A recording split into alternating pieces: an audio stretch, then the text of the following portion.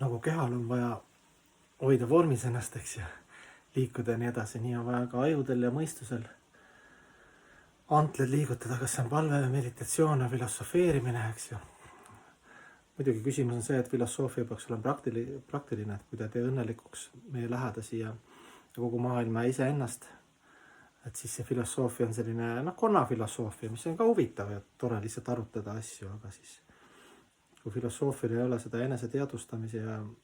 õndsuse momenti juures, kui see ei ole nagu eesmärk, siis see on ka teekond, aga nagunii me jõuame sinna, et hinge omadusena on anda õndsus, tahame õndsust kogeda. Elu on siis dialoog. Et kui elu ei ole dialoog, siis see oleks nagu, selles mõttes inimese jaoks on see nagu lõpp. Kuigi lõpp. Et kui minuga juhtuvad mingid asjad, jumal, karma, sündmused, elusolendid, nad nagu justkui räägivad minuga, suhtlevad minuga ja mina vastan. Ja meil ju, kui see nii on, eks ju, ütleme, võtame, et on nii, eks, et mina olen nagu tüüp, sina oled tüüp, kõik tüübid, eks ju, ja minu suhtes kõik siis, kui ma niimoodi vaatlen, elu nagu räägib muga ja mina nagu vastan. Ja järelikult, kui ma aru ei saa sellest elukeelest,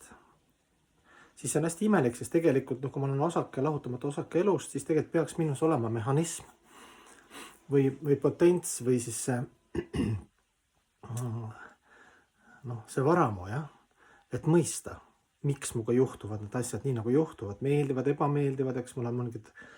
kaitserefleksid, eks ju, kui on ebameeldiv asi, siis ma nagu võitlen vastu, kuidas ma võitlen, et see on see suur teadus, kõik filosoofid ja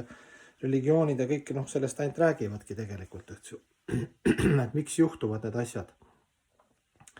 meiega. Et esimene asi, ütleme, kui me draama tasemele lähme, et draama on üks eluvärv, nagu armastuse jõgi öeldakse, et ühes jõe otsas on koos olemine ja teisel jõe kaldal on lahusolek, eks ju, lahusolek, valu, eks ju, selline igatsus või kuidas iganes. Et on kaks armastuse värvi, see on nagu esimene huvitav komponent, mis veedades nagu välja tuleb. Isegi kui seal taga on puhas õndsus, omakuse püüdmatus, siis on magus valus, aga seal on ikkagi see valu aspekt ka, draama aspekt, et sellega tuleb leppida ja see on meile sisse kodeeritud, et meil tegelikult ei meeldi selline ainult üks värv ja üks manna, eks meil meeldib seiklus, väljakutsed, sellised hetked, kus me peame ennast ületama, kus meil ei ole kohe vastused, eks ju, seda teeb elu nagu hästi huvitavaks. Aga draama nagu üks suur võimas asi on vähemalt teoorias on see, et kõik, mis meiega juhtub, kui elu on dialoog, eks ju, elu räägib minuga, siis selle draamal on mingi mõte. See ei ole nagu juhuslikult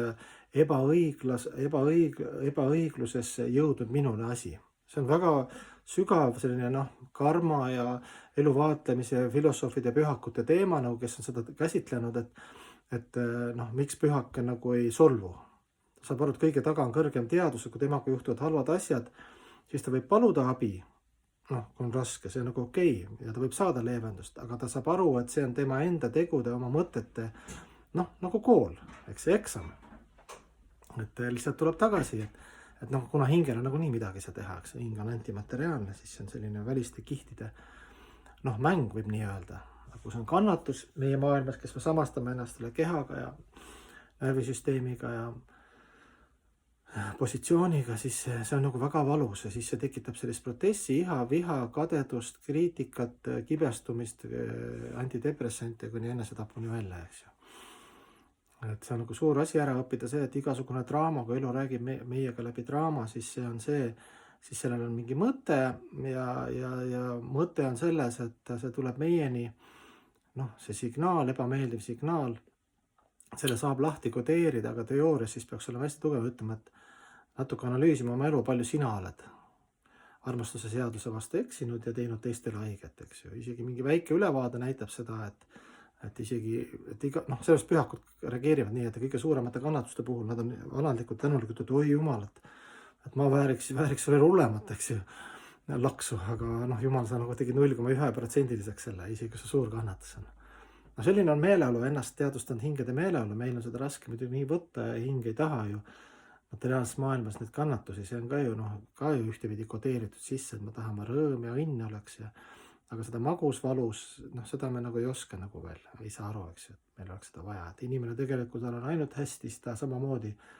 jookseb kokku, kui tal on hästi väliste meie nende asjade, nende nähtuste puhul, kui sa vaatad, kui tal on kõik hästi, me tahame, et rikas, ilus, kuulus,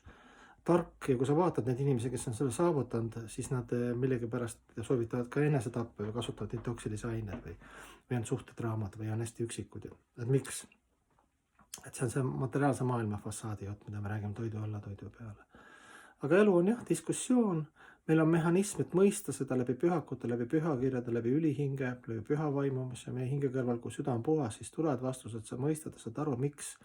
sinuga need asjad juhtuvad, sul tekib nagu usk ja arusaam, et kõik on ühendatud, see on dialoog, elu räägib sinuga läbi paia, läbi piitsa ja prääniku, eks ju, ütleme nii.